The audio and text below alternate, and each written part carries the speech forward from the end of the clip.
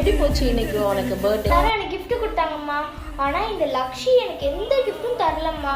அதனால நான் பிரியங்கா தான் இனிமேல் என் பெஸ்ட் ஃப்ரெண்ட். லக்ஷி கூட நான் பேசவே மாட்டேம்மா. என்னது பேச மாட்டியா?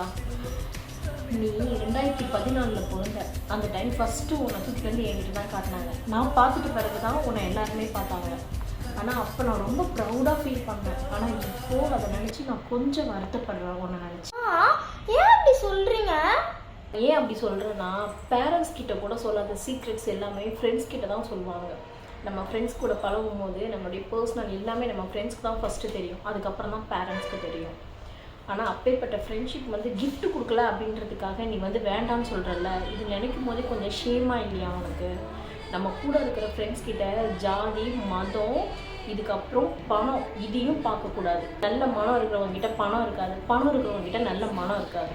சாரி மம்மி, இனிமேல் நான் அப்படி பண்ண மாட்டேன் மம்மி. பிடிக்கும்டா, உன்னை எனக்கு பிடிக்கும், வா.